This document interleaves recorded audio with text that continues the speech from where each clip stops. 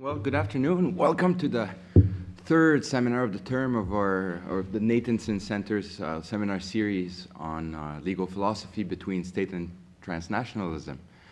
This afternoon we have the pleasure of having with us Dr. Rahul Rao, who is a lecturer at the School of Oriental and African Studies, SOAS, at the University of London. Rahul has a law degree from the National Law School, University of India in Bangalore, and a doctorate in international relations from the University of Oxford, where he studied as a Rhodes Scholar. His book, I think he has a copy with him today, Third World Protest Between Home and the World, was published just earlier this year by Oxford University Press, and I think he's going to talk to us a bit more about this book today. His other project, of which he talked to us a bit about yesterday, focuses or uses queer struggles as a vantage point from which to explore questions about the construction and consolidation of post-colonial boundaries and identities. He also has research interests in the international relations of South Asia. And of note, he's a very public intellectual, even well-known in Canada for once having taken to task the leader of the opposition, Michael Ignatieff, in a very good article in the journal Millennium. So today he's going to talk to us about post-colonial cosmopolitanism making place for nationalism. As respondents today, we have two no less impressive professors, Professor Robert Howse, who is the Lloyd C. Nelson Professor of International Law at New York University School of Law, where he's the faculty director of the Institute for International Law and Justice, is here with us. He has previously taught at the University of Toronto and at the University of Michigan, and he's been a visiting professor at Harvard Law School, Tel Aviv University, the Hebrew University of Jerusalem, the University of Paris, Panthéon-Sorbonne, Paris 1, Tsinghua University, no least Osgoode Hall Law School, and he has taught in the Academy of European Law, the European University Institute in Florence, and obviously he has published several books and leading articles on international trade, investment and financial law, globalization and law, legal and political theory, as well as the theory and history of international law. And I hear that he's also writing a novel right now. So very one of these humanists that we're very happy to have with us today. And the second respondent is Professor Alice MacLachlan, who's an assistant professor in the philosophy department here at York University. Alice completed her PhD at Boston University, and she also studied at Queen's University, from which she holds an MA in philosophy, and at Cambridge University, from which she holds a BA and one of those, British MAs. In 2006, she was a research fellow at the Institute for Human Sciences in Vienna, Austria. And her main areas of teaching and research are theoretical ethics, especially feminist ethics, virtue ethics, and moral psychology, as well as social and political philosophy, and the work of Hannah Arendt. Her current research topics include forgiveness, resentment, and the role of moral emotions in reconciliation. So without further ado, Dr. Rahul Rao on post-colonial cosmopolitanism making place for nationalism. Thank you. Is this okay for volume? Can you hear me? Okay, good. Thanks, Francois, and everybody else at the Nathanson Centre. It's absolutely wonderful for me to be here. I feel really privileged and honored to be able to do this. My book's just come out, so the paper I'm presenting today is a condensed form of what's in the book, which is quite hard to do in about half an hour, but I'm going to try my best. And also, of course, thank you to Rob and Alice for agreeing to be respondents today. The point of departure for this paper, and for the book more generally, is the debate in international normative theory between cosmopolitanism and communitarianism over the scope of justice. I won't rehash that debate too much. I'm going to presume that we are relatively familiar with the contours of the debate. But just briefly, it's a debate about the scope of justice, with Cosmopolitans, on the one hand, insisting that the scope of justice is universal, which is to say that when we consider policies and institutional arrangements, the claims of all individuals who might be affected by those institutional arrangements ought to be weighted equally. And this, in turn, comes out of a belief in the equal worth of humanity in all persons, regardless of the particular communities to which they belong. On the other hand, you have communitarians, and communitarianism, I think, can arise out of a methodological premise about community as a source of thinking about morality and justice, or an ontological premise about the inescapably social and embedded nature of the self. Or it could be a normative claim about the political goods that life in community enables. And I think David Miller's work on nationalism is a good example here.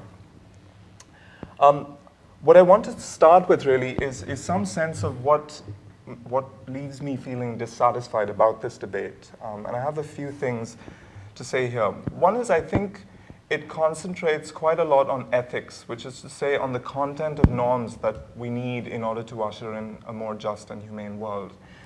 And while I think that's a very worthy endeavor, I don't think it pays enough attention to politics, to the political mechanisms by which norms are held in place or undermined. Fred Dallmeyer reminds us that norms don't translate directly into praxis. They require interpretation and application, and those will always raise political questions. Who is doing the interpreting? Why are things being interpreted in a certain way? And history, I think, is important because the provenance and praxis of norms, where do they come from, what has been done in their name, shape perceptions about the legitimacy of those norms. I also think a lot of this debate is quite Eurocentric. This is a charge that has been leveled against Western political theory for a very long time. But in this field that we call international normative theory, it doesn't yet seem to have made much of a dent. I think attitudes towards nationalism in this debate are a case in point. The liberal cosmopolitan antipathy towards nationalism is very largely informed by the Western experience with nationalism, which begins as a discourse that is trying to democratize absolutist states and ends up becoming yoked to those states in projects of imperialism and, in the most extreme cases, fascism. But there's very little cognizance in this literature of the post-colonial attachment to nationalism, which, despite the very substantial depredations of post-colonial states, continues to see nationalism as the vehicle that delivers the very condition of post-coloniality in Latin America, Africa, and Asia. And the relative novelty and fragility of that transition in many parts of the world only reinforces, I think, the intensity of this attachment to nationalism. It's possible that this lack of attention to the normative self-understandings of third world subalterns, to politics and history, is only a species of a more general inattention to politics and history. And I sometimes wonder if this is really a function of Rawlsian methodology, which assumes that we can know the content of justice by thinking about what it would be rational for reasonable individuals to desire, were they to operate behind a veil of ignorance. I've written recently in a piece in Transnational Legal Theory about how even the Rawlsian choosing procedure on its own terms actually presupposes quite a high level of knowledge about subaltern lives. I don't think participants in the original position would be able to arrive at a universalist conception of justice unless they could imagine what it might be like to be born as the subaltern, or what it would be rational to desire if one were born in that life station, and what entitlements should be guaranteed in order to enable the alleviation of subalternity, if you like. And I do think that the way in which the debate is framed is often quite elitist. It's often framed around the question, what obligations do we owe strangers? And I think that presupposes an audience that has the luxury of thinking about strangers. If you were teetering on the brink of existence, I think you might be forgiven for not giving the question of what you owe strangers very much thought. I don't deny the philosophical relevance of the question, because even those least powerful will have strangers in their midst in respect of whom they can perpetrate harm. But I am saying that the question fails politically as an opening gambit insofar as its intention is to provoke a conversation about global justice. And if you think about the political economy of the field of international normative theory, and particularly cosmopolitanism, it usually takes the form of Western authors, or authors working in Western institutions, trying to persuade largely satisfied Western audiences to treat outsiders with respect, which is an entirely laudable and worthy pursuit, but I think it does beg the question of what cosmopolitan means to the subaltern outsider. So I'm trying to flip the question around to ask not what do we owe strangers, but to think about this from the perspective of that subaltern outsider and ask what's in it for us. So what's in cosmopolitanism for the subaltern? In a sense, I'm trying to recast this figure of the subaltern who haunts this debate, usually as a passive recipient of Western largesse. I'm trying to reimagine this figure as a sort of active insurgent, so struggling for emancipation. And I'm trying to think about the relative merits or the relative attractions of cosmopolitanism and nationalism from the perspective of this figure. So what's in cosmopolitanism for the subaltern? If we think about cosmopolitanism in largely ethical terms, looking just at the content of norms, I think there's quite a lot. The promise of universal inclusion and egalitarianism has radical distributive implications, which a number of thinkers, Charles Bates, Thomas Pogge, Martha Nussbaum, Henry Shue, Peter Singer, have spelled out very eloquently. I'm much more troubled when I think about cosmopolitanism as a political doctrine, when I think about it genealogically. Where has this idea come from? What are the socio-historical conditions of its production? And there, I think, when you begin to think about it like that, it quickly becomes evident that it has been quite deeply implicated in the imagination and the practice of empire and capitalism. On empire, I'm mindful of Anthony Pagden's work. He has traced very well, I think, how Stoic, Cynic, and European Enlightenment cosmopolitanisms emerge at precisely those times and places where universal political communities, which is to say empires, are being built.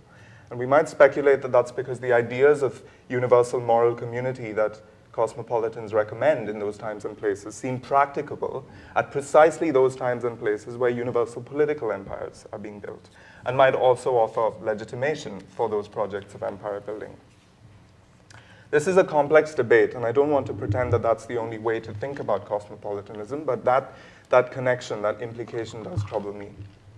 I'm also troubled by the relationship between capitalism and cosmopolitanism, and my thinking on this is influenced by a paper that Peter Korkman delivered actually at a conference on Gentili, where Rob was also a speaker a couple of years ago, and he describes how there is a strain of early Enlightenment thinking in philosophers like Grotius, Pufendorf, and Vattel, which sees the cultivation of universal sociability as a primarily self-interested thing to promote because of its relationship to trade and commerce.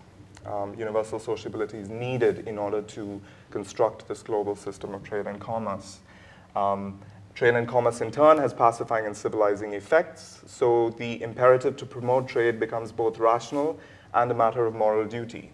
And that, in turn, becomes the imperative to promote the institution of private property. And the upshot of this argument is that universal community is not an end in itself, but becomes a means to the end of business, with cosmopolitan sociability functioning as a kind of ideological superstructure for a world capitalist market.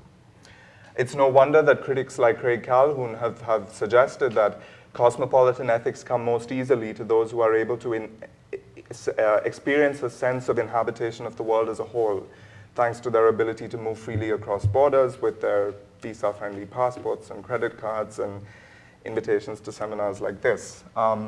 So I think it's possible that the individual material self-sufficiency of the liberal cosmopolitan theorist makes it easy for them to recommend the repudiation of particularistic solidarities, ethnic solidarities, for example, which are often a resource for the less powerful. I'm reminded here of Isaiah Berlin's view of nationalism as a response to a wound inflicted upon a society. So what I'm trying to suggest here is that while the praxis of cosmopolitanism by elites might be good for that subaltern outsider, subalterns themselves might not want to be cosmopolitans. Now I say this, and it looks like I'm aligning privilege with cosmopolitanism and grievance with communitarianism, but I then immediately try and disrupt this by gesturing towards working-class internationalisms, gender-based internationalisms. Marx and Engels saying the working man has no country, Virginia Woolf saying, as a woman, I have no country. These are exhortations to cosmopolitan resistance addressed to subaltern communities. And I also disrupt the political economy view that links cosmopolitanism with capitalism by pointing to work by Arjun Appadurai, who sort of updates Benedict Anderson's argument about imagined communities. Anderson, in his famous book, says, if nations are the result of particular migratory patterns of Creole elites in the New World, conjoined with the phenomenon of print capitalism, Appadurai says, in this era of mass global migration and mass media, we now have the infrastructural basis to think about post-national communities and to imagine ourselves as belonging to post-national communities. So perhaps conditions of contemporary capitalism are conducive to the imagination of cosmopolitan community, even for subalterns. Importantly, Appadurai reminds us that the people who move aren't just the privileged frequent flyer in Calhoun's argument. It's also exiles for various reasons, indentured labor, trafficked women, illegal aliens, all sorts of people move in the contemporary world order. So it is possible to think that the subaltern might have access to cosmopolitan scripts and imaginings. So I'm really trying to unsettle any easy association, any easy lining up of cosmopolitanism with privilege and communitarianism with underprivilege or with struggle or grievance. Now, another problem I have with the way in which the debate is conducted is that I think a lot of this is really a conversation about boundaries. And I think in this conversation, attitudes towards boundaries tend to be premised on assumptions about the locus of threat. Where are the most serious threats in the world? And I sense that in the liberal cosmopolitan gaze, the most serious threat to human rights and fundamental freedoms is the third world state, which is what makes it easy for them to recommend a conditional view of sovereignty. Sovereignty is conditional on how states treat their citizens. And I think if you look at, I've looked in the book at some liberal cosmopolitan philosophers, the work of Charles Beitz, for example, where there is the sense that the really serious threats come from inside. This is the tendency to construct political and economic crises in the third world as attributable largely and mainly to the dysfunctionality of the third world state, rather than to the international.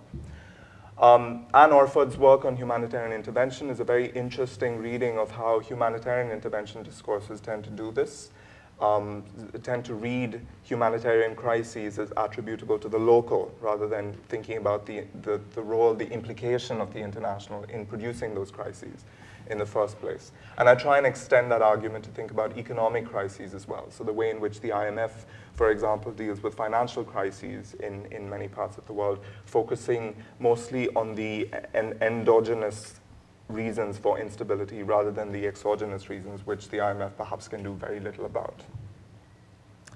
So one of the starting premises for the book is if we think about threat not as emanating purely from the inside, or, and this is the reverse normative spatiality, in a lot of third world communitarian thought, the international is the realm of neo-imperial predation from which the domestic must be secured. And so in that variant of thought, sovereignty is sort of built up as this absolute and unconditional thing. So if you reject either of these premises and think about threat as located both on the outside and on the inside, how do we think about boundaries and sovereignty? What sort of conception of sovereignty might we come up with? So in the next part of the paper, I look at 4 post-colonial thinkers who are very different from each other. They're sort of drawn from different places and times. But one of the threads that links them together is this idea that threat to human rights and to the community that they're helping to imagine comes from both outside and inside. And I think this induces them to occupy a space between cosmopolitanism and communitarianism, which I find very interesting. It's that sort of liminal positioning that I'm interested in exploring in the second half of the paper and the second half of the book. The 4 people I look at here are James Joyce, Rabindranath Tagore, Edward Said, and Frantz Fanon. Now I know there's quite a lot of irony in choosing to look at a European avant-garde figure, a member of the haute bourgeoisie in 19th century Bengal, a Columbia University professor, and a highly trained psychoanalyst. I mean, here I am talking about Eurocentricity and the subaltern, and these are the people I choose to look at. So I'm not claiming that these people are subaltern voices at all. What makes them interesting for me is that they are very closely associated with movements for national liberation in their respective times and places. And so they're thinking about the condition of marginality from the point of view of these nations that are struggling to emerge as independent states in the world of international relations. What's interesting about them is that they refuse this easy opposition between cosmopolitanism and nationalism. They want those national movements to succeed, but they are also fierce critics of nationalism at the same time. And it's interesting for me to see how they sustain that sort of position. They advocate cosmopolitan sensibilities, but they're unwilling to repudiate nationalism. And so a lot of their thought is engaged in quite a tortuous way and never fully resolved with this problem of how much space to give nationalism. How do we accommodate nationalism within this cosmopolitan sensibility that seems to come more naturally to them? So Joyce, obviously all four very complex figures. I'm only going to dip in and out of them in this next bit of the paper. With Joyce, I'm really struck by a conversation in Portrait of the Artist as a Young Man. The book comes out in 1916. This is the time of the Easter Uprising in Ireland. And it's a conversation between Stephen Dedalus and Davin. Now, this is a Bildungsroman. It's a coming-of-age novel. The protagonist is a kind of autobiographical figure, or is usually read as the autobiographical figure, Joyce's voice as Dedalus. He's growing up in Ireland. He's surrounded by all of these different discourses: British imperialism, Roman Catholicism, Irish nationalism, socialist universalism. And he is relentlessly critical of all of these things. In fact, he perplexes his friend Davin, who at one point says, I don't understand you. One time you're criticizing English literature, the next moment you're criticizing Irish nationalism. What with your name and everything? Are you Irish at all? And Dedalus responds with a really bitter denunciation of Irish nationalism. Ireland is the old sow that eats her farrow.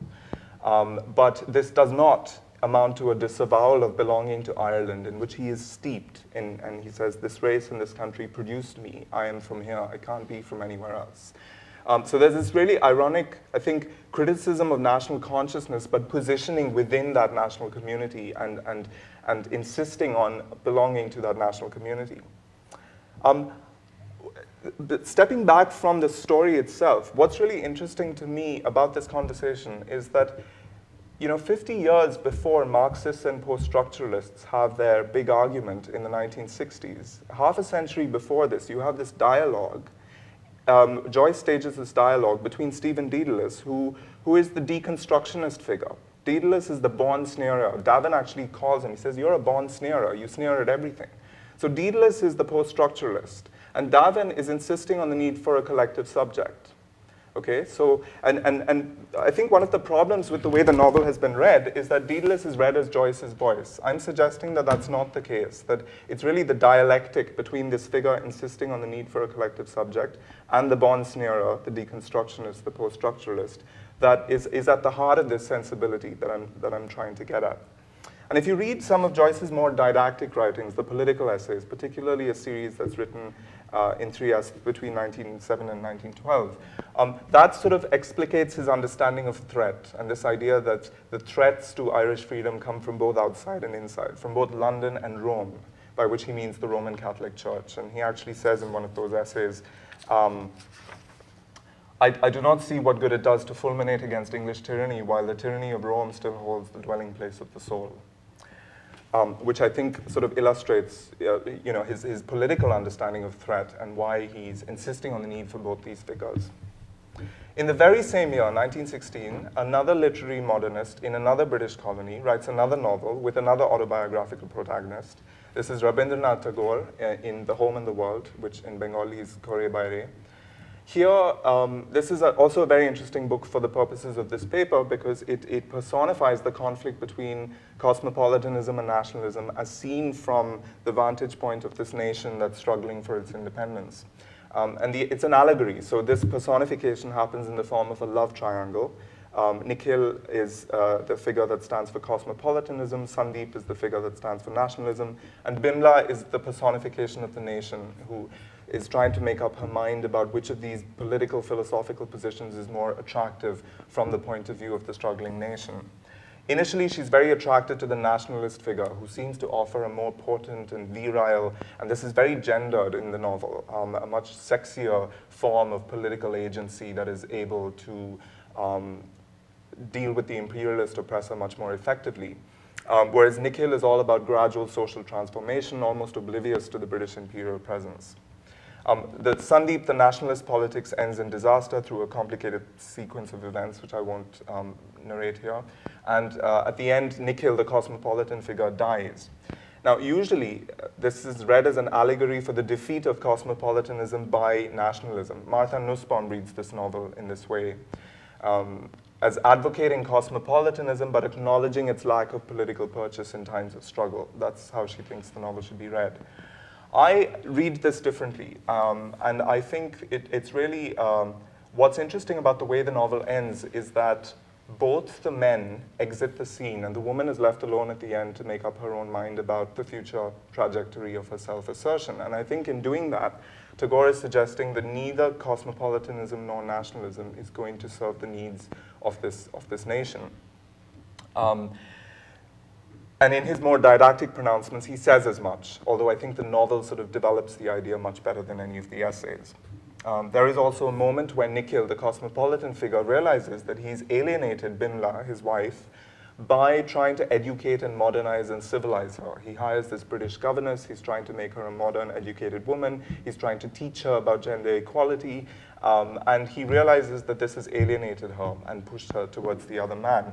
So in a sense, the novel is as much a critique of these benevolent, civilizing pretenses of universal modernity as it is of the authoritarian, firebrand, almost fascist nationalism that Sandeep represents. Now, politically, Tagore's antipathy towards nationalism is very well known and very clearly expressed in a number of essays, in very public arguments with Gandhi, which, by the way, are not taught in Indian history, in secondary history at all. We grow up in India thinking Gandhi was the unqualified leader of the national movement. And actually, when you read these debates that he was having with Tagore, really fierce debates about the direction that the national movement is taking, whether this is conducive to freedom and so forth. And I can elaborate on some of that later on. So his criticisms of nationalism are very public and very fiercely expressed. The criticisms of cosmopolitanism much more subtle. And it might be because this was the high noon of nationalism. So Tagore might have felt that that's where his critical energies needed to be focused. One of the frustrating things about reading Tagore as a political theorist is that he's not very interested in recommending alternative political institutions. So if you have a problem with the nation state, what do you do instead? He doesn't really answer this question. Some people think this is a sort of escape from politics. I'm not sure that's the best way to think about it, because he has a sort of base superstructure imagery where politics is the superstructure built on a cultural base. And so he's really interested in the cultural self-understandings that we need to inculcate in order to come up with political institutions that are best suited. So a lot of his thinking about the relationship between these two ideas happens in the cultural realm. And he's committed to cultural cosmopolitanism, but on an egalitarian basis, which he thinks is not yet happening in his time. And so he says, before we are in a position to face other world cultures or cooperate with them, we must build up our own. When we take our stand at such a center and turn towards the west, our gaze shall no longer be timid and dazed, our heads shall remain erect, for we shall then be able to look at truth from our own vantage ground and open out a new vista of thought before the grateful world. And his writing is full of this tension between openness and rootedness, wanting to be open to the world, but also wanting to be rooted in something, in order to be able to conduct this cosmopolitan conversation in an egalitarian way. So I read this as suggesting that nationalism is a necessary, but for him, a necessarily temporary stage through which subaltern cultures must pass on their way to some future cosmopolitan utopia. So it's a very teleological reading of the place of nationalism in his worldview. I'll come back to whether this teleological reading makes sense at the end. Edward Said, I think, again, very interesting figure because he deals with these tensions much more explicitly than either Joyce or Tagore, who think of themselves mainly as writers of fiction, I think, although Tagore worked in many different genres. Yeah. Said is the author of many works which express a cosmopolitan skepticism of stable, essentialized identities. Works like Orientalism, although Orientalism has been read as reverse essentialism, we can talk about that as well. But works like Orientalism and Culture and Imperialism express this cosmopolitan skepticism of essentialism. But he is also an active and important producer of Palestinian identity in a number of other works, like The Question of Palestine, as well as in his own political activism. And here there's much less emphasis on the fluidity of identity, on mixing, on hybridity, and impurity. Instead, there is an insistence on a Palestinian identity which is distinct and discrete from Jordanian, Lebanese, Syrian, and other national identities in the region. So there's a sort of cognitive recognition of cultural heterogeneity. Yes, culture is hybrid, the subject is decentered, but an insistence simultaneously on the political need for solidarity. And this is sort of like the Daedalus-Darwin conversation, a need for collective subjects in order to combat imperialist oppression, but an understanding of the kinds of fascisms that collective subjects themselves engender, and so a simultaneous need for deconstruction at all times. And he tries to work through this in a number of different ways. In his most pessimistic moments, I think he feels that this is some kind of tragedy that is inescapable of resolution. Nationalism as necessary but unfortunate. It is unfortunate that we need this kind of identity essentialism, but circumstances have thrust this upon us. In more optimistic moments, he seems to think that you can be a nationalist, a good nationalist, if you are self-reflexive and methodologically transparent and very, very clear about why you are doing this. This is sort of Spivak's strategic essentialism in a scrupulously visible political interest, right? So if we're transparent about it, we can perhaps mitigate the worst effects. But I think he's most clear about it, even if not necessarily most convincing, when he thinks through this question with Fanon. For Fanon, resistance is a kind of two-stage struggle, or at least anti-colonial resistance is a two-stage struggle, in which first one struggles for independence from the colonial oppressor, and then from liberation from the native bourgeoisie. So Fanon argues that the people must pass from total undiscriminating nationalism, stage one, to universalist social and economic awareness. Without this, the nationalist bourgeoisie remains entrenched. It fails to play the true role of a historic bourgeoisie, but it also becomes too difficult to dislodge. And the people remain trapped within their nationalist mindset, unable to overthrow the class oppression perpetrated by their own native bourgeoisie. I think Said reads Fanon in this very teleological way far too neatly. In fact, I think Fanon is as ambivalent about this question as the other three figures I've looked at here. So if you look at Fanon in Black Skin, White Masks, he's very critical of Sartre, who in Orphée Noire argues that Sartre's view of negritude, which is this black consciousness movement, is that it's anti-racist racism. It's the minor negative term in the dialectic, a necessary stage, but one that must be transcended in some post-racial hybrid future. Fanon reads this as, this is the European Marxist condescending to us, saying this is a passing phase. I was like you once, and you'll pass this phase and you'll go on to something else and something better. So he's very critical of Sartre in Sartre's teleological reading of the place of negritude. But Fanon in The Wretched of the Earth, particularly in the chapter The Pitfalls of National Consciousness, almost seems to arrive at exactly the same position, where he warns about the pitfalls, as the title suggests, of remaining trapped within this nationalist mindset and urges that the nation move on to this next stage. I'm running out of time, but I'm going to sum up here, and perhaps we can continue various bits of this conversation. So all four of these thinkers, in some bits of their work, see this as a necessary tension between essentialism and deconstruction, between communitarian essentialism and this cosmopolitan skepticism of any essentialized identities. In other moments, they think that one can think about this teleologically. I'm quite skeptical of the teleological reading, because in other bits of the project, I look at anti-globalization movements, which is another kind of subaltern struggle in a different phase of the life of the nation state. of the post-colonial nation state. And I see cosmopolitanism and nationalism at work there, doing independent political work, but still in tension with each other. And so I argue that from the perspective of subaltern social movements, these are both vocabularies of resistance that often operate in conjunction with one another, both performing valuable ethico-political work in subaltern struggle. And so the way in which the normative theory debate has been phrased as a sort of either-or choice between these different normative optics is flawed. It's flawed analytically because it doesn't describe the way in which these ideas actually operate as vocabularies of resistance. And it's flawed normatively because it doesn't recognize the different kinds of ethical, what I'm calling the different sorts of ethical and political work that cosmopolitanism and nationalism perform in different sorts of struggles. But I'll end here. Thank you very much, Dr. Rao. Professor Howse. Yes, I don't have a doctorate, so I really need to emphasize that.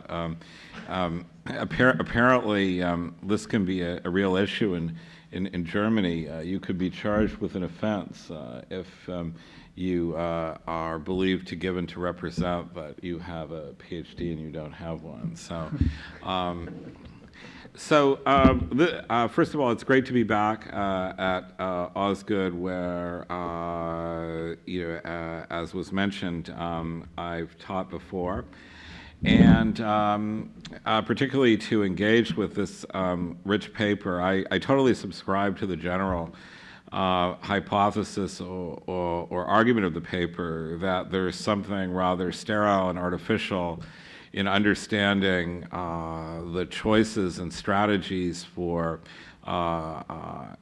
struggle and resistance in terms of a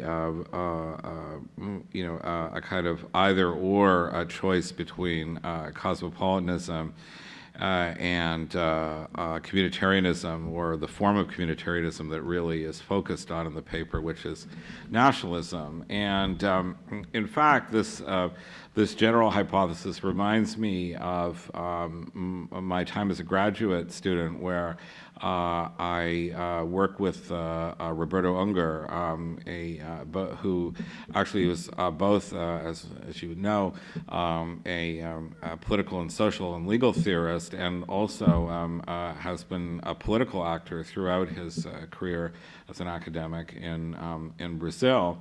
And my original idea was to do my thesis on the liberalism, communitarianism debate, and to try and find some kind of middle ground or synthesis or something like that. And what Unger told me was, this kind of, debate is really quite, academic and parochial to a number of major universities in England and the U.S. and may have nothing to do with reality at all. So his challenge to me was to actually try and think for myself, what question did I really want to pose, and not to try and immediately jump to frame it in terms of basically a parochial debate in the Anglo-American academic world. And that advice struck me as good at the time, and it's struck me as good ever since. And I think this paper, is very much in the spirit, actually, of that advice. So. It's very much in the manner of a quite sympathetic engagement with the paper that I want to raise a number of issues. The first is really the choice of nationalism to represent the idea of communitarianism, or more precisely, the idea of particularistic claims related to justice and emancipatory struggle. And in a way, the paper is very concerned with, buying into vocabularies that have particular history strongly associated with certain moments in the development of the quote-unquote West, and I think that this may be a problem with the language nationalism itself, and really using nationalism as kind of the surrogate for all forms of, particularist or community specific or group specific claims about justice and emancipation. So that's something it seems to me it's worth our thinking about and discussing. The second is what is really the agenda of the subaltern, what kind of resistance and struggle. And here, this goes, I think, to the choice, the very interesting choice of figures, thinkers to focus on. And I think that for some thinkers, perhaps Joyce is one of them, the essential anti or post-colonial struggle is one for what one might call spiritual or cultural emancipation from colonialism. For others, colonialism is in a way the problem, and the struggle is for some conception of freedom and equality, which could be understood in universalistic terms, and so it may be that the strategies vary somewhat. And depending upon the actual specific character of the post-colonial struggle, in some cases very collective, in other cases a struggle of the individual thinker or artist or writer for their own spiritual freedom from the weight of a colonial legacy. And these may not be entirely fungible as types of post-colonial struggles. And I think attentiveness to some of these differences might further enrich the kind of analysis that's represented, in the paper. I just want to now shift, perhaps very briefly, to an extremely concrete and specific example that I think helps to, in a way, concretize some of the insights in the paper. And the choice of this example is totally arbitrary. It's based upon the fact that it's one of those with which I'm most familiar, and that's the example of South Africa and the struggle against apartheid. So the personal ground for focusing on this is that I went to South Africa shortly after the first elections to work on drafting the first version of the Truth and Reconciliation legislation. And I was very interested in how the ANC had pursued the struggle against apartheid and how it had chosen to move from a kind of neo-Marxist model of violent struggle to a kind of negotiated engagement.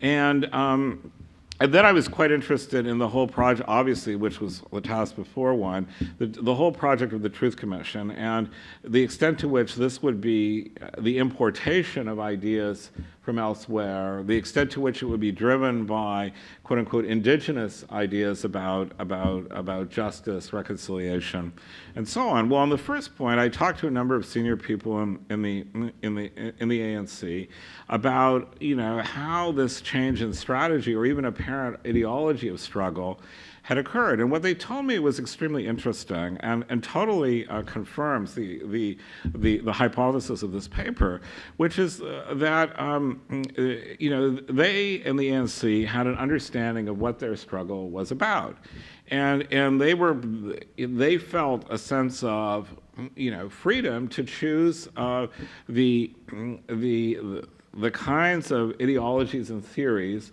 that would work for the struggle at a particular point in time. And I think, to me, that was very enlightening, because it is really a difference, I think, with the way that many Western intellectuals, including on the left, envisage the role of ideas in struggle, which is that you find the right, model, the right theoretical model of justice or revolution or social transformation, and then, that's what you follow in developing strategy and tactics. But what they were telling me was, we really felt emancipated from any model. We knew what our struggle was about here and now, and as I say, we were prepared to pick and choose with what worked and what seemed to be authentically related to that struggle at a given point in time. So it's a choice that's very political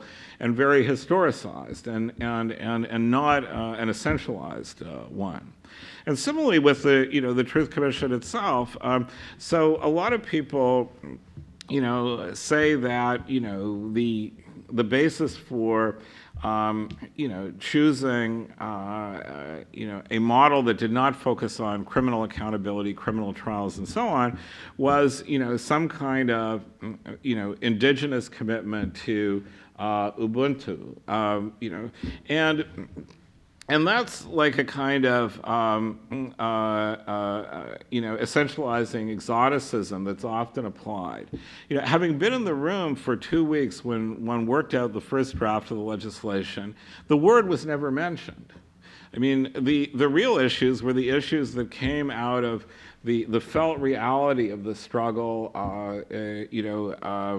what had happened in the course of the struggle, what had happened to victims, what had happened to people who themselves had committed,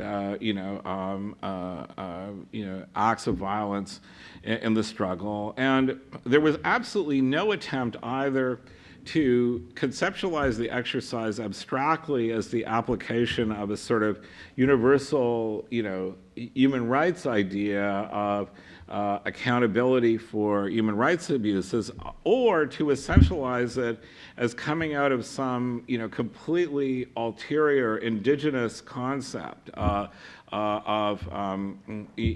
justice. And so, to my mind, that sort of actual, concrete, real-world encounter with a particular, a struggle and the challenges that it raised, but even once it seemed to be successful, supports very much the project of trying, to look at this problem in a different lens than the lens that's supposed by the kinds of intellectual exercises in mainstream Anglo-American universities surrounding international justice.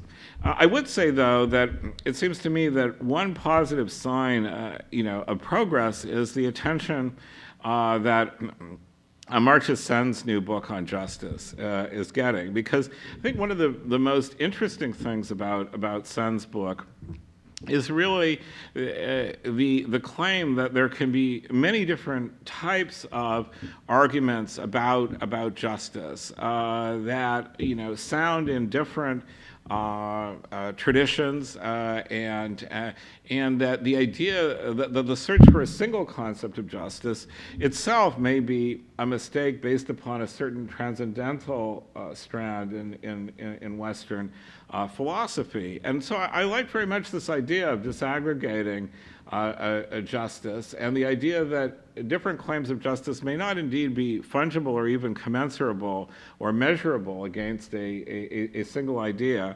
And so I think that orientation in philosophy would be one that, again, could further, an engagement with that could further enrich the analysis in this project.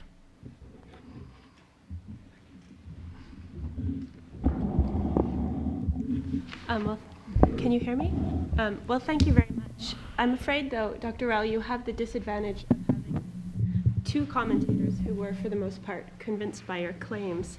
So I'm going to have to do my best despite that significant theoretical disability. as I say, as a moderately well-informed reader, moderately though not well-informed, I found this piece almost breathtakingly convincing, breathtaking in several ways, both for the power of its argument and also the density of its few pages. That was very impressive. What I'd like to do maybe is take up the position of mainstream Anglo-American normative theory as it's practiced in Western universities and ask the question of where we might go from here in thinking about the kind of challenge that's offered to us. One thing I'd like to think about, perhaps, is the metaphor of space that emerges in this piece and the way in which space becomes important to how we think about the basis and also the limits of theory. I very much appreciated the way in which Rao draws out the importance of never oversimplifying the locus of threat when thinking about a normative theory. And although this didn't emerge quite as much in the verbal version of the talk, part and parcel of never oversimplifying the locus of threat is also the idea that a theory of emancipation or of protest that requires that there be a sanitized space from which to improve the conditions of the subaltern is always going to be problematic when applied to the non-ideal world, where there very much do not exist any such sanitized spaces. So a nice shared problem that both cosmopolitanism and nationalism face is, in order to generate the kind of practical work that they can offer, in order to be appealing from a practical emancipatory perspective, they must present one side of a border, one side of a boundary as threat-filled and one side as safe or sanitary. And we're left with this question of why normative theory as it's developed requires the sanitized space. And I suspect the answer is very much because of the universal failure to look to the agency of the subaltern themselves. And second, how we might go about thinking about and addressing multiple threats when we do not have the security of a sanitized space from which to do it. Again, I'd like to raise just a couple of questions from the perspective of theory, and my comments as I prepared them overlapped quite a bit, so I'll try and adjust as I go. I, too, was struck by the move from communitarianism as the contrast point to cosmopolitanism to very quickly its most familiar example in international normative theory, namely nationalism. I think that's understandable given the kinds of communitarianism or the kinds of partialities and partial perspectives that arise on the global stage. But I was struck by it particularly in thinking about those partialities that are neither cosmopolitan nor nationalistic and what kind of a role those might play in the broader theory. It's notable that the two examples, Virginia Woolf and feminism on the one hand and the international labor movement on the other, got given as examples of cosmopolitan struggle. And yet, in some way, both those are very much partial struggles and not cosmopolitan struggles, if by cosmopolitanism we understand it in its strongest, most general, universalistic, liberal sense. And so what I found myself thinking, given how quickly communitarianism becomes nationalism in this treatment, what is falling out of the picture? And in particular, what might this analysis mean from the perspective of gender and queer politics? Women, queer persons, sexual minorities are the groups in a subaltern context who are most often caught to their peril between competing nationalist and internationalist perspectives. They are, to put it one way, left both homeless and worldless, since both perspectives tend to appropriate and claim their voices while controlling and refusing and sometimes silencing them at the same time. So if the conclusion that I was drawing out of the end of the paper is that to avoid the dichotomy between cosmopolitanism and communitarianism, understood as nationalism, we need a kind of recurring cycle of the two, an ongoing renewing discourse where we shift from one to the other depending on short-term strategies and needs. I wonder if this is almost worse for those who can't find refuge in either. I was struck, for example, that in Tagore's story, the female character is, quote, the terrain on which the two men duel, the prize for whose affection they compete. Now, granted, she is the arbiter of their worldviews and their affections, and at the end she is left to herself to choose herself. But in being representative of the terrain on which they duel, she can only represent herself secondarily. She is the country first, and woman second. And I think there's something quite telling about that. So I found myself worrying that perhaps even in this cycle, at the end of the day, those whose partialities and identifications are first neither nationalistic nor cosmopolitan fall out altogether. Then I wondered, and I don't want to do your job of responding for you, but then I found myself thinking, go ahead. Well, maybe there is something in the kind of ongoing normative renewal described that would be good for women, for example, since the decision first to treat the adoption of any normative theory only as a tentative, provisional, and short-term move would mean that loyalty to a normative perspective and the leaders who happen to be propounding a given normative perspective would always be short-term, instrumental, and importantly, defeasible. And if support can't be taken for granted once given, it must therefore be, in some sense, ongoing and constantly earned and re-earned. Then, perhaps in this case, a choice between two options, neither of which on its own is particularly appealing for women or for other queer minorities, might come together to make a good of some sort. But I'd still like to push this analysis maybe a little further in taking up the spatial metaphor and ask, if we think about the position that these post-colonial thinkers and that you want to occupy as what you described as liminal, so what does it mean to no longer be liminal between two options, but positioned between many and shifting between them?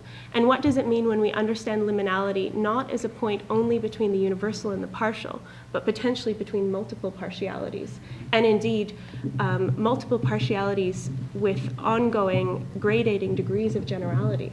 We might lose the universal altogether while understanding, I guess, limit cases of generality among competing normative perspectives.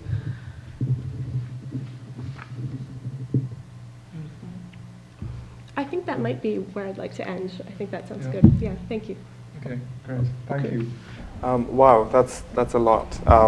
But thank you both for engaging with this and for your questions.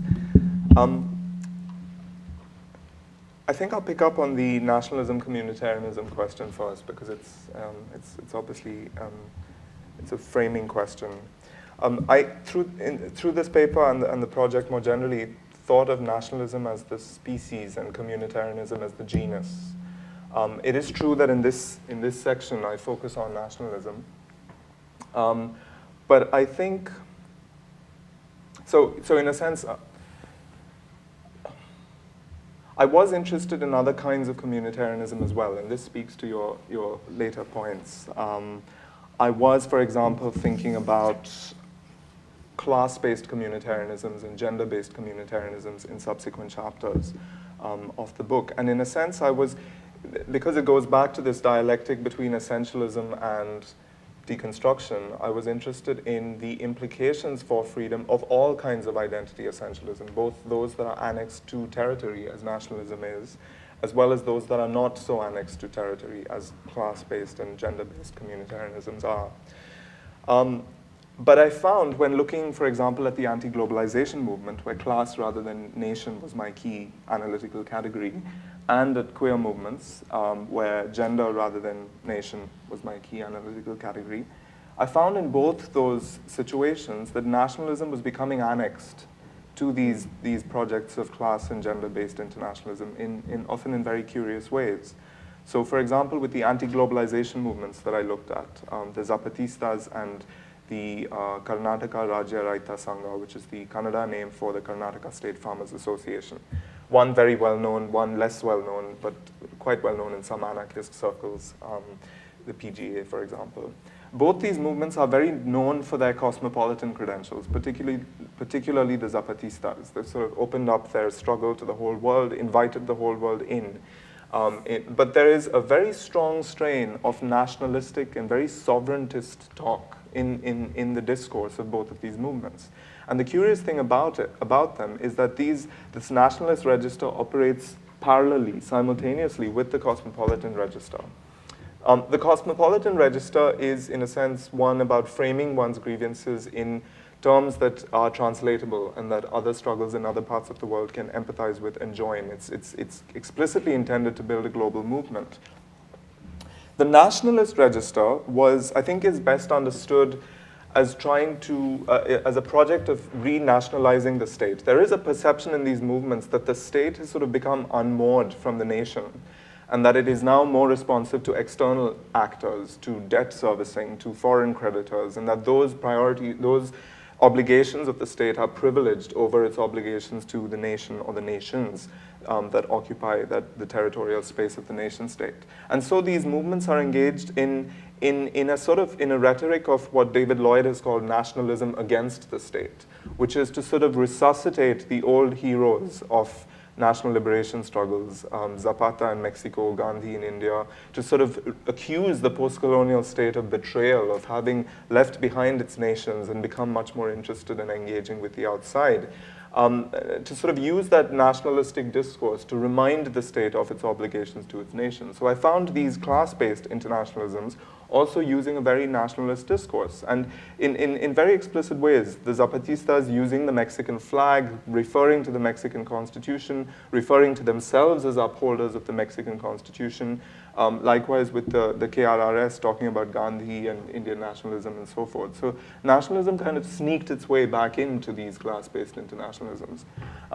As with gender, I think, and in the case of gender, it's interesting how it operates both in some very conservative ways. And I'm thinking about Jaspir Puar's work on homo-nationalism, which is something she picks up by looking at the activities of right-wing gay activists in the United States around issues like human rights violations in Iran, and the championing of the claims of these queer Iranian subjects by these right-wing Republican activists in the US. Andrew Sullivan, Michael Petrelis, there's a whole raft of people who were doing this sort of stuff. And her argument was that this was a kind of piggybacking on the war on terror, a sort of attempt to say this is our war, this is a queer war too. Participation in those nationalist projects hastened assimilation into a party that they were not yet fully part of, right? So this is almost an internal struggle within the Republican Party. And I think on the side of more progressive strands of gender-based internationalisms have also found various uses for nationalism. So for example, Spivak's critique of white Western feminism has, I think, re-alerted women of color and, well, not just Spivak, but bell hooks, Audre Lorde in a different way, have sort of alerted women to the national and racial contexts of their own struggles and the ways in which these forms of oppression intersect. So this is about, intersectionality as well. So while I am, just to sum up that point, I think what I'm trying to say is I am concerned about all identity essentialisms, but I do think that nationalism is a special case warranting attention, both because it is politically the most powerful form of communitarianism in contemporary international relations at this moment, not always and perhaps not forever, but also because it becomes drawn into these other struggles in really interesting ways.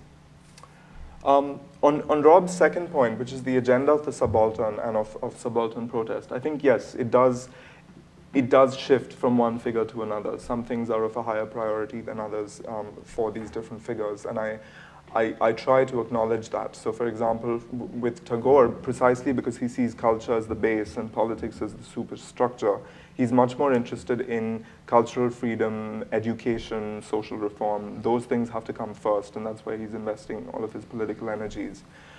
With Joyce, I think a lot of the writing is about the critical freedom of the artist, but there is also an engagement with the materiality of what's happening in Ireland, with poverty, with the political essays particularly talking about plunder and the way in which English taxation has affected Ireland and so forth. So there is a very material engagement there. With Fanon, it's both, again, in different pieces. There are addresses to congresses of writers and artists which focus on the role of the cultural worker in national identity creation, and of course there is a very strong Marxist, materialist element as well. Very interesting, the South Africa account, and it's not something I know much about, but I was really interested to hear that the sort of the instrumental use, the reaching out to whatever works in a given moment. I think it connects up interestingly with some of your points about instrumentality and whether that is the only game in town, is that the only way to think? And I think I want to say a little bit about that. I think the more marginal a movement feels, and this is subjective, the more instrumental it thinks it needs to be, the more tactical it thinks it needs to be. It thinks very often that it doesn't have the luxury of thinking about strategy and about philosophical worldviews, and it's really, the imperatives are very immediate. How do we survive? How do we prevent something from happening? And being completely embedded in that sort of short-term tactical thinking can be a problem. I do think, however, that sometimes positions that are adopted for purely instrumental reasons can become constitutive of the subject and can reshape the subject, in part because these actors, in order not to lose credibility, have to, they have to conform to the things that they say they are and the reasons they say they're doing them. So for example, when I began studying these anti-globalization movements, I thought of this Cosmopolitan Register and the Nationalist Register. I thought of them as purely instrumental. These are just sort of costumes that are donned for different audiences. When they go to the World Social Forum, they speak in one way. When they're speaking to a local audience, they speak in another way. This is purely instrumental. And then I sort of, as I began looking at how these sorts of engagements changed the actors themselves, I began noticing with the Karnataka farmers, for example, that in their interactions with European anarchists and European Greens, were actually beginning to reflect on their own methods of functioning and various ways in which these were problematic. So an organization that was very hierarchical began to think that this was a problem and may not have changed very much about the way they functioned, but they began to talk a different talk. And sometimes that process can be the first step towards other forms of identity reconfiguration. I don't think it's happened yet in the case of these people, but I think it's there is a sort of dialectic between instrumental rhetoric and the ways in which that requires you to reshape your own identity and self-understanding, even if only to retain credibility in the world. And there's been quite a lot of work on this in terms of interstate politics, the way states do this as well. A lot of constructivist work of the Risa Kaplan Sikink variety has talked about this, I think. Okay, moving on to some of the other points. Sorry, should move forward. The metaphor of space, yeah, I think I realized only at the end of the book that it was about space, and suddenly space became much more important. And so if I had to rewrite it again, there would be a lot more attention, God forbid, to ideas of space. But I think you put it very well when you sort of focused on this imperative. We need sanitized space because that is where rescue is going to come from. Mm-hmm. We need these actors who are untainted, who will play the benevolent, heroic savior, either from inside or from outside. And that seems to do a lot of work in our thinking about progress and improvement and emancipation.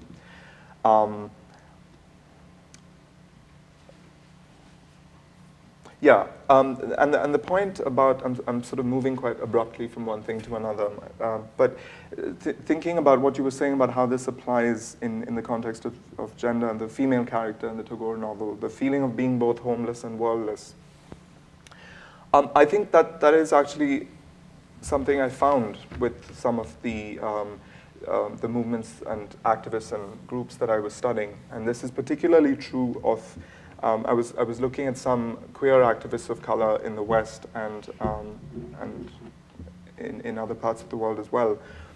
And in particular in the chapter on queer politics, there is this dilemma of these activists feel of being caught between a conservative strain of white LGBT activism that is sort of trying to rescue these subjects in a very homo-nationalist sort of way by describing their cultures and their places of origin as Islamo-fascist and sort of bandying about various other terms like that. And of course the home front, which is extremely homophobic in a lot of spaces and equally unwelcoming. So I looked at, for example, an organization of British LGBT Muslims called Iman, and a Palestinian lesbian organization called Aswad, which was run out of Haifa in Israel. With Iman, one of the things they said was there is this constant need to both deal with Islamophobia in the British queer community and to deal with homophobia in the British diasporic Muslim community. And I said, well, how do you do this? How do you struggle? And that really is being homeless and worldless, because in a sense there isn't a community, a ready-made community there. They have to make their own community, hence these groups and so forth. And he said he was specifically being critical of Peter Tatchell on the one hand, and people in the Muslim Council of Britain on the other.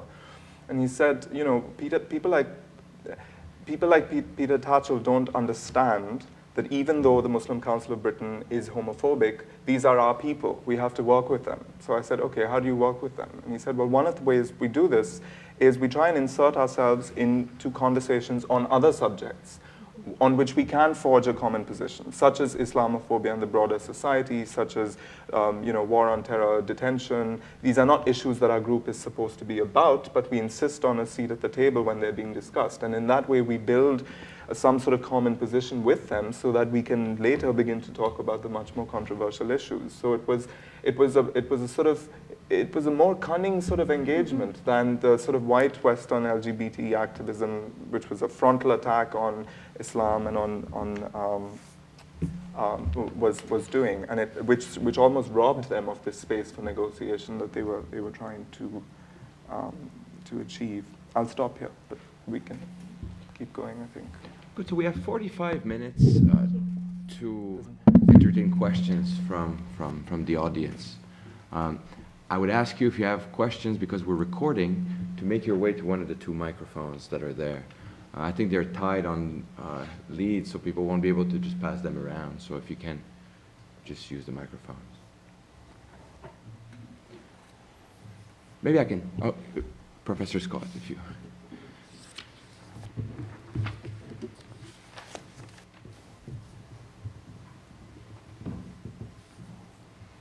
I wasn't really thinking of speaking, but I mentioned yesterday, Rahul, that the Honduras experience I've just come back from the second trip on is really interesting in the sense that there's a kind of a transnational comparativism going on, that there's awareness of other experiences that are forming different social groups' reactions to the coup d'etat that occurred last year, and their place in a kind of nationalist struggle to take back the country, both from extraordinarily predatory elites, but also from this is Latin America, so they also from the United States, and the more they learn, Canada, but also from structures. The analysis of what occurred during the coup to undermine sort of the Honduran narrative is very, very structurally sensitive. And the whole story of global economic structures, transnational religious influences, including evangelicals and you know, the ever-present Roman Catholic Church. It's a fascinating case study in a very self-conscious analysis that this is not simply an internal struggle, nor, despite all the evidence of external actors in the coup, nor is it simply a classic example of let's lash out at the external manipulators. It's much more transnational, if you like. It's much more conjoined. And so one of the communities I met with just before I left in my role as a member of a transnationalized external actor, because we're called the Comisión de Verdad, which means double meaning. It means the real commission in opposition to an official commission. It also means the truth commission. I met with a group that calls themselves the Colectivo and then GLBTI. First time I'd seen intersex added to the letter list. And they all had to meet with me and other members of the commission. I was the only commissioner because it was deemed important that I go in before others do, in a neutral space. Because since the coup, it was the first time that as a series of segmented groups, they had begun to try to form a solidaristic understanding of their situation within Honduras society, but also the the opportunity that was being presented by the coup and all the actors involved for them to try to push the post-coup national reconstruction, if you like, the political reconstruction occurring through this movement called La Resistencia, the resistance, probably involves 40 to 50% of the population supporting it. And so their stories of, it's just a sort of slightly more progressive, subaltern, if you like, narrative of what you were describing about the right-wing Republicans. They were actively trying to be part of, and accepted as part of the resistance, and trying to narrate an open, inclusive nationalism in the middle of a sort of a context that was so supercharged with sort of head-on politics that you'd think that they don't have enough, that the resistance movement would have enough time to even be worried about that. But what's interesting is that in a kind of inclusive solidarity ethic is cutting across everything. So they're not the only group that's involved in the resistance movement in this kind of, the way Alice was talking about, sort of multiple partialities, trying to construct a collectivity that's both powerful and kind of dialogical, if you like. So I think that there's something extraordinarily interesting about the way you've analyzed a lot of this on this idea of liminal. At any given moment, one could analyze this stuff as it's all about Honduras. You have to understand what goes on in Honduras, amongst Hondurans, and you don't have a chance if you don't understand that. At another level, you think it's all about the global structures. It's all about the mining companies and the U.S. strategic influence there. It's all about this. It's all about that. It's all about everything. And the way in which it comes together is a kind of is a new nation trying to free itself and from others, but in a way that's dialogical. And the last thing that I wanted to add by way of a kind of just another context for you to think about was that there's all kinds of evidence, however, that there was a receptivity, but still huge amount of homophobia within even the very progressive, very open-minded resistance movement. And also the same to a large extent in the Honduran cultural context for women within the same movement, for indigenous communities in one area of Honduras. But they were extraordinarily philosophical about this. They felt that the steps being taken were absolutely crucial for the way in which something would emerge that's a collectivity that's, again, more open than it had been before the coup. So the coup is the moment to try to construct something that never existed before. And so South Africa is a bit of the reference point because of how out of apartheid grew an extraordinarily open, in terms of gay and lesbian, transsexual, etc., receptivity. First constitution in the world with sexual orientation and the Equality Clause. Same-sex marriage is permitted, same-sex adoption, sending the rest of Africa on its head because of tendencies in other countries. Argentina is the other example that tends to be turned to, because coming out of what looked to be a pure political repression context, grew a society that's much more open-minded about, let's call them human rights more generally, so that it's one of the few societies in the Americas that also has just gone for a much more inclusive approach. So language, I don't know if you read Spanish or not, but Honduras is a place to watch in terms of where this kind of combination of class-based, social, transnationally sensitive, but nationalistic resistance is going in ways that you've been describing. So I don't know if there's beginnings of a question in there, but it was a way of adding something to the conversation before somebody else asks a question. Okay. That's really interesting, actually. And I was thinking about South Africa and also Nepal in the context of LGBT victories. I think there is something about moments of generalized oppression or periods of generalized oppression where it becomes possible, or it becomes easier to argue by analogy, or your analogies are more easily appreciated by a wider population. And I'm thinking very specifically of a story that the South African queer activist Simon Macaulay used to tell, which was he when he was making the case for queer freedom, he would say, he would tell the story of how, as a result of the operation of the pass laws, all black adults had to have these passes, and the cops came along one day to check his parents, and they didn't have their passes on them for some reason, so he had to lock them in a cupboard so that they wouldn't get discovered. And he said, being gay and being closeted is like that, It's like being in the cupboard, not having your. He was able to construct this wonderful analogy between a form of oppression that all black people had suffered, with another form of oppression that they could then begin to appreciate. So, and I think something quite similar happened in Nepal as well after the Maoist revolution, and this was a moment of openness where other groups could also argue by analogy, and the analogy was actually appreciated. So. That makes a lot of sense to me, and that's certainly something I'd watch. Yeah. Great. Well, I have a question. Nobody has. Really interesting paper, Rahul, and I haven't gotten around yet to reading the book, even though I've known you through the different processes. Now I really have to. I bought it, though. So this question of justice is a question that puzzles me as well. I'm sure puzzles many people. One thing in your paper that I found interesting and rather provocative is you tend to associate nationalism with the help it can bring to the cause of justice, to the struggles of the subaltern, right? And it's true, there is something in nationalism that becomes scary when it's not the subalterns that wave that flag, right? U.S. nationalism is not something that we think very highly of.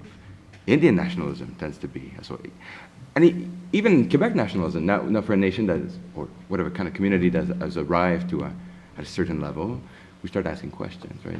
Does it really have its place? At the same time, I'm uncomfortable with this kind of partition, just leaving the nationalist or the communitarian to the subaltern. And here's why. I tend to start thinking about these problems in moral terms, not so much in political terms, but putting morality, moral realism, a moral realist framework, an agent-neutral framework, as it were.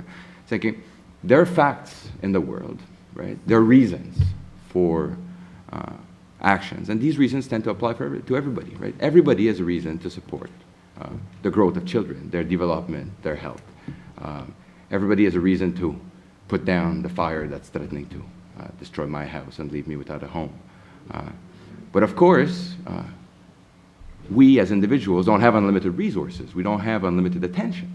And so another set of reasons come about, saying, well, we need to divide labors amongst us. So if we're going to answer all these reasons appropriately and do as much as we can with the resources that we have.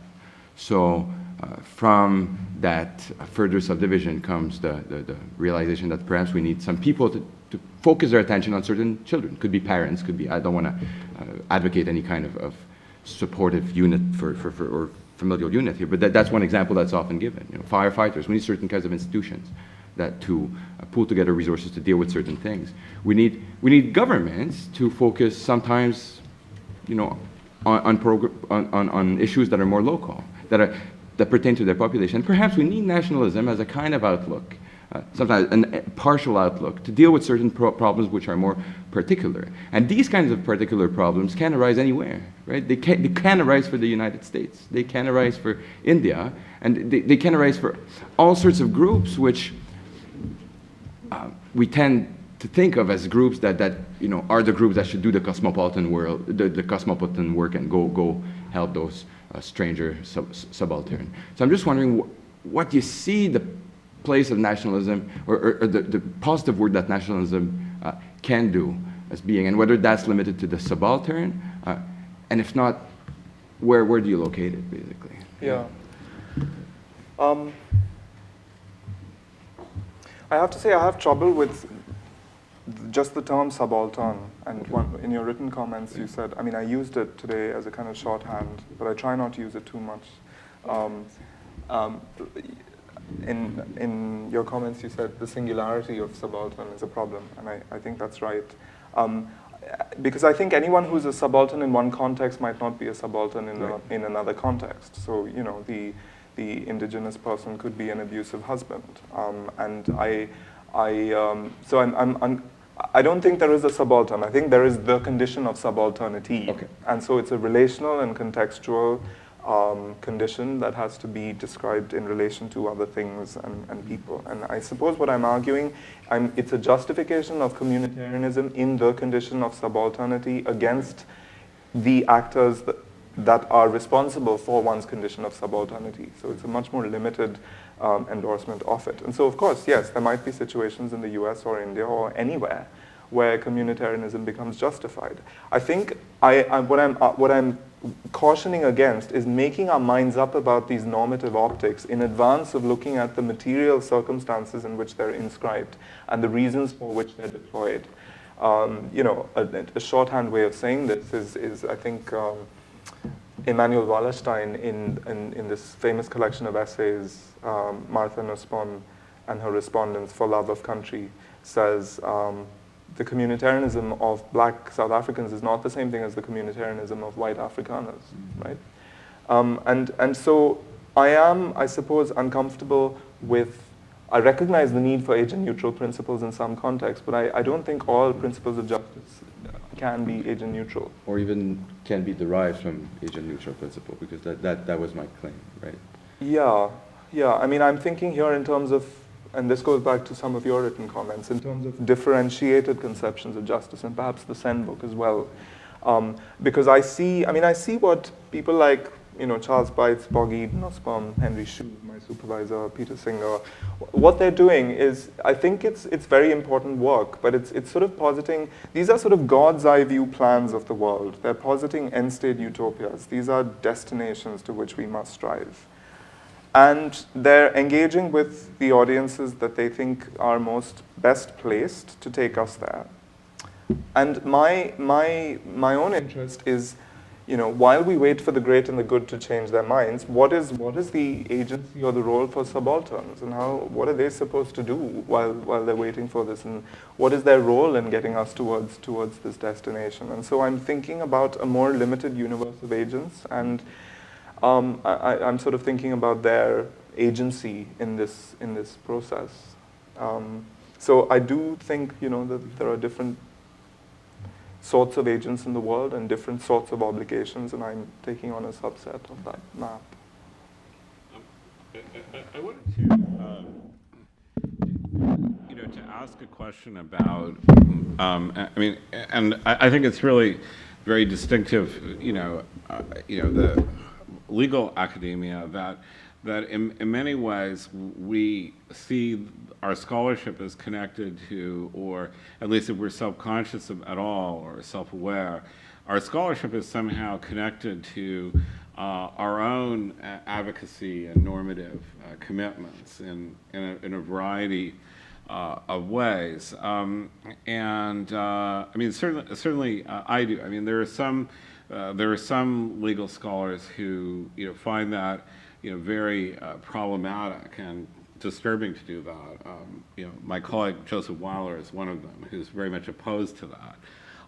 But it raises just the question of, what might be the political and social meaning or role of this kind of scholarly project? I mean, does it have, as an audience, for example, subalterns themselves, or is it conceived more along the lines of really uncommitted, quote unquote, objective theory? I mean, how does one deal with that sort of dimension, the relationship of the scholarly enterprise of describing or articulating third world protest and some commitment to it? Yeah, I think I had two sorts of audiences in mind. One was us, and this is in a sense trying to have practice speak back to theory and complicate theory and teach theory something about what it's getting wrong by thinking in terms of these ideal types. But I also think that it's also a sharing project in the sense that I think it benefits liberation movements to learn from each other's experiences. And so there is an explicit comparative dimension here, which is, thinking sort of sideways and horizontally, and what can we learn from each other. And this by itself won't do it, A, because it's 50 pounds, and B, because it's written in a certain kind of language that doesn't do that work yet. But I think it's the basis for that sort of conversation, and so that's the other kind of audience that I envisage. I should say though that I have real hesitations about going back to social movements and saying, I think you're doing something wrong. Particularly very beleaguered social movements that are, really, at the coalface of all kinds of difficulties. And it's a very tricky thing trying to find that language and trying to engage in a sympathetic but very critical way in circumstances where solidarity requires unity and standing by each other. And maybe one then has to choose the spaces, the audiences, the moments in which one engages in that. And I mean, this came up yesterday as well in the Uganda queer workshop. And in terms of, if I can, do you mind just one follow? In terms of the first audience, do they need to do something like, Sen's move, or to question their own methodology in a way before they can be, open to learning from, practice? In other words, if they stick to what Sen calls the transcendental, methodology, isn't it possible that they're just going to be impervious in some sense, or just that it would so destabilize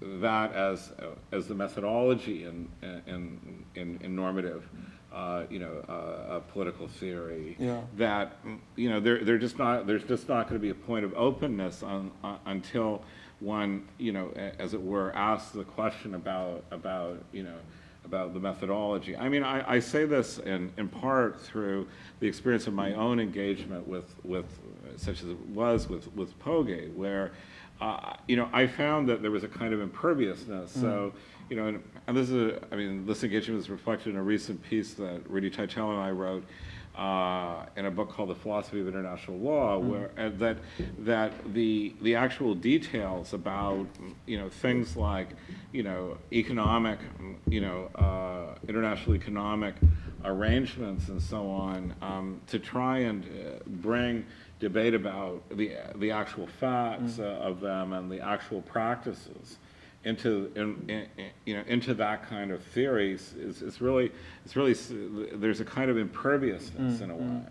No, I think that's right. I think I see that in some of Martha Nussbaum's work as well. She's very engaged with social movements. She's done policy relevant work with UNDP and so forth. But I always get the sense that she's looking for confirmation of what she already thinks when she goes and talks to these people. And there are no moments in her work where she changes her mind about anything.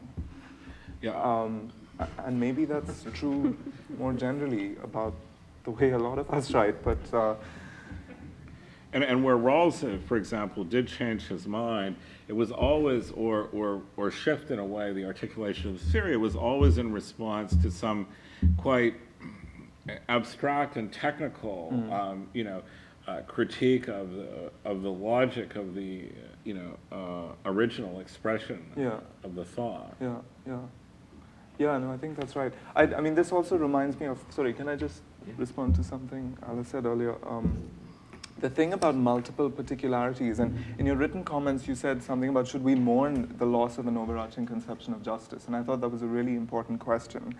And when I'm talking about these differentiated agents and differentiated responsibilities and moving away from the transcendental notion of justice, in some ways that can be a loss, particularly in terms of an emancipatory politics, because what ends up happening then is, you have one displacement here, you have something else there, and something else there, and it's very hard to think about how one wins if you don't connect these things up together. So I think I think that's what the search for a transcendental concept of justice is perhaps trying to do, and I can see certainly with Marxists that is their real fear or anger with what post-structuralism has done, is that it has fractured that, and so I wonder if we need to be thinking much more in terms of the politics of alliances, right? We're not actually all fighting for the same things. All kinds of oppressions aren't the same, but it's this messy political work of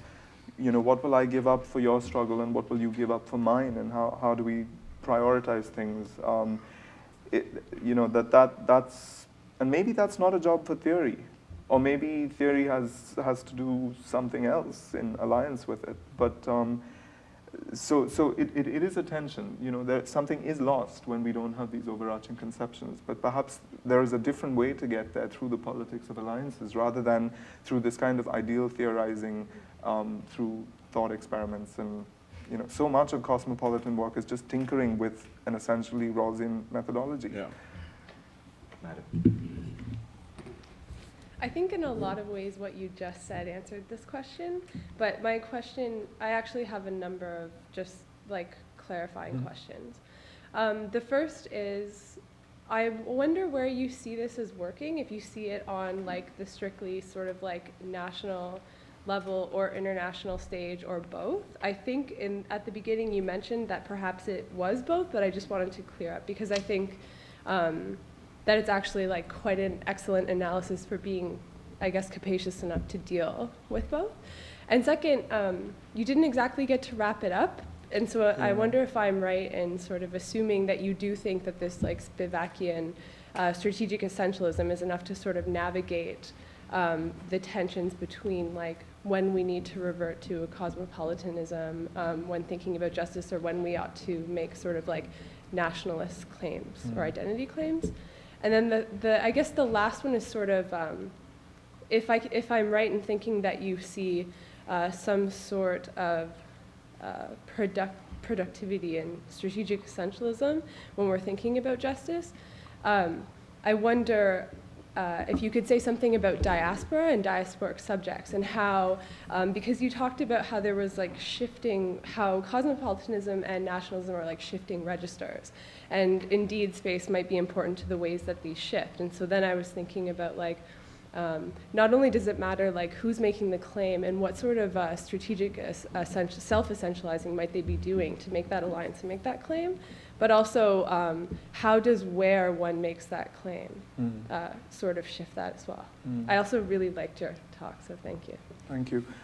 Really interesting questions. I take the first question to be one about ontology. So what sort of, and I think I worked with quite a conventional international relations ontology, thinking very much in terms of nation states and social movements and their engagements with their own states and with international actors. So in that sense, I don't really disrupt that too much, and perhaps that's a problem that I need to think about. But it is envisaged as, these registers are operating on different levels, for the cosmopolitan register at the international level and the nationalist register against the state, but essentially at the state level. On strategic essentialism, yeah, it's a really nice quote, isn't it? But how do you operationalize it is always the tricky bit. With these national liberation movements, there was this very strong sense that first you needed a period of essentialism. First essentialism, then deconstruction once we have an independent nation state. The problem with that, so Fanon can be read quite sequentially sometimes, and certainly Said reads Fanon sequentially. Said himself would have argued, I think, that if you didn't engage in deconstruction right from the very beginning, the liberation would be owned by the national bourgeoisie or the leadership. It would be owned by the Gandhis, the Arafats, the Mugabes, whose hegemony acquired during the course of the national liberation struggle would then be very hard to shake in the post-colonial period, precisely because of this credibility that they had built up. So, he was for a national movement that was full of dissension at the same time. And he was very critical of the PLO and the Palestinian Authority after that. Although in the specific context of Palestine, maybe this debate about sequentiality and simultaneity is moot, because Said's criticism was that they hadn't even passed the first stage. They had not even become independent of Israel, even though the PLO seemed to think that, the PA seemed to think that it had won independence. So, I think that the argument for sequentiality is, unless you win this first stage, there will be nothing to deconstruct later on. But the argument for simultaneity is that you have to combat the hegemony while it's being built, not afterwards, because then it becomes impossible to shake. On diaspora, it's, to be honest, not something I've thought about enough, but I think Arjun Appadurai's work is interesting but problematic in some ways because of this assumption that people moving around will give us a post-national politics. I think anybody who's studied diaspora can see that it often incubates very conservative sorts of politics. Long-distance nationalism is the phrase I think that Benedict Anderson has used. And you know, there are different. Diaspora isn't any one thing. You see both sorts of tendencies in diaspora politics. So I don't know where I was going with that thought, but I think just to say that I don't fully buy into Appadurai's view that just because there is much more, you know, we are in a world of global migration, we now have a post-national world. I think in some ways it can be, diaspora politics can reinforce the sovereigntist Westphalian world in all sorts of ways. There's a very interesting book by Lata Varadarajan, which is about the Indian diaspora and the way in which the Indian state has related to the diaspora differently in different periods, almost co-opted it into the production of national identity in the nation state. Did I cover all three, or? Yeah, okay, nice. Unless you had something to add. Yeah, I would, this now goes back a little bit, but I think it's not unrelated to Christina's comment. And I apologize, I didn't get to all of the written comments, so thank you for continuing to bring them into the conversation. But one of the things that struck me in your paper, but then again struck me in this conversation, is I've started to wonder whether your focus on instrumentality and subalternity pull apart in certain ways. So as you've been responding to questions about choices of normative theory, to Francois' question in particular, you're coming back to this, well, what works here now, what we can do, and there was almost a challenge to say, well, partiality arises because people have to do something right here and now, and it seems that that's true in ways that aren't connected to being whether or not I stand in a subaltern position. That sometimes I'm in a position to do something, I have to take whatever works. And I've started to wonder whether, from the perspective of someone in a subaltern position, there may actually be a need for long-term thinking, for sort of long-term intelligibility and translatability that makes this instrumental approach ultimately more damaging than it is from a position of privilege. Because someone who is largely in a position of privilege can help themselves to a certain baseline intelligibility always to return to. So we can drop our normative theories if something else is required and trust that we are, we being me, or people like me, at base, in many axes, in most axes, I am intelligible. And I can count on that. To have to give that up when in some important or most ways you risk not being intelligible or not being understood, I worry whether maybe the kind of short-term praxis-oriented instrumentality you're suggesting has a higher risk for the people you think most benefit. You know, actually, I agree with you, and this book isn't about tactics, it's about strategy. Yeah, it is about the long course, term, fair enough. right? Okay.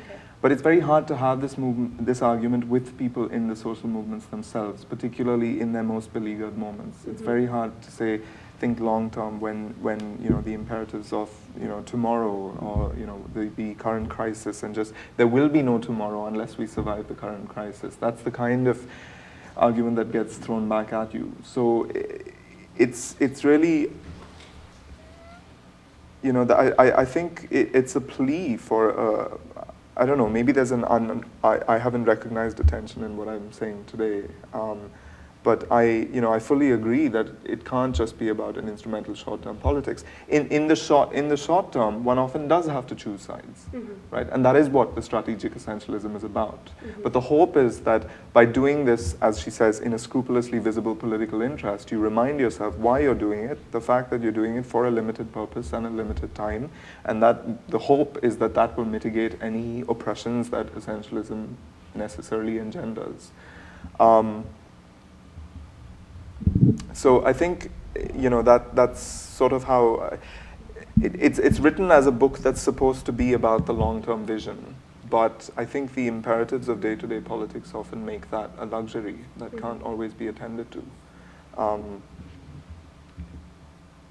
So maybe this again points to the differences between the preoccupations of theorists, philosophers, academics, or the thinkers in movements who are insisting on these things, and the more sort of tactically oriented leadership.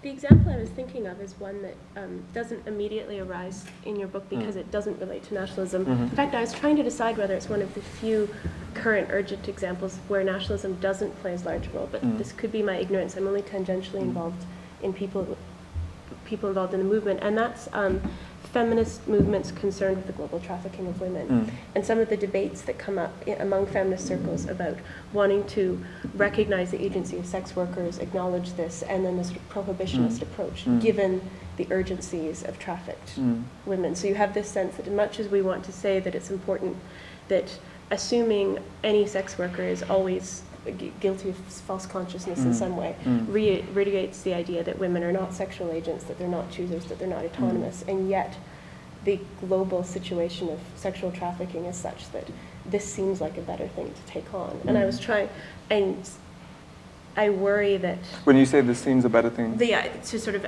take a completely prohibitionist attitude, to say in some way that to be feminist is to deny that sex work can ever be morally legitimate, to just say that all sex work should be abolished. And I have good feminist friends with whom we face insurmountable divides because of their work with trafficked women. They're no longer able to accept anything less than a complete prohibitionist attitude. And I've been trying to figure out, thinking long term, I've been trying to figure out if one of us is guilty of privileging normative theory over praxis, or the other is guilty of privileging short-term gains over long-term considerations of sexually vulnerable women and children and men too, but largely women. But that seems to me an argument about, your disagreement with them seems to be an argument about free choice and autonomy rather than the short-term and the long-term. It seems to be an argument about what is free will and... Well, I mean, that's one, I assume that would be a way that you, given your analysis, wouldn't want to put it, because that would be a standard normative theory approach to looking at the difference. Another way would be to say, to look at how the Western white feminist understanding of sexual autonomy grew up in particular socio-historical circumstances are grounded in them, fail to pay attention to other voices. And were co-opted by other concerns to do with Marxism in the West and so on, and socialist feminisms. I think that your analysis would work actually very nicely here, because it's not clear to me that either position is easily associated with privilege or protest. They are incommensurable. They seem to be incommensurable in ways that fit that cosmopolitan, communitarian partiality or global point. Either we say, to be a woman is to be a sexually autonomous agent, and this means among the things you can choose to sell your body, or you can choose to sell sex. And that would be, or we start to look at it in other contextual ways that are perhaps more useful in the short term, even given long-term feminist commitments to women's autonomy over their bodies and capacities to make certain choices. I'm just thinking that through. I don't know if I have an immediate response. One last interjection by Professor Howse.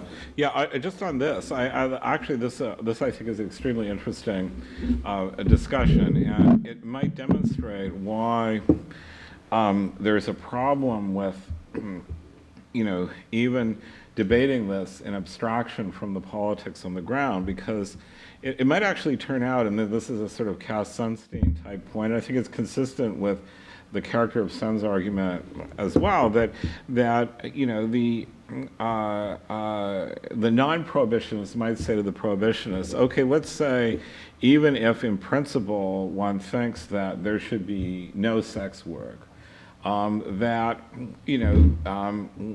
prohibition in practice, with engaging trying to engage the resources of the police and those kinds of instrumentalities to suppress as completely as possible sex work, would actually result in many negative side effects or negative effects that one would not want in terms of the values that we all all share. So we even if we disagree as to what the ideal world is, whether on abstract principles, whether the ideal world would be one where there's no sex work, or whether there is, but based upon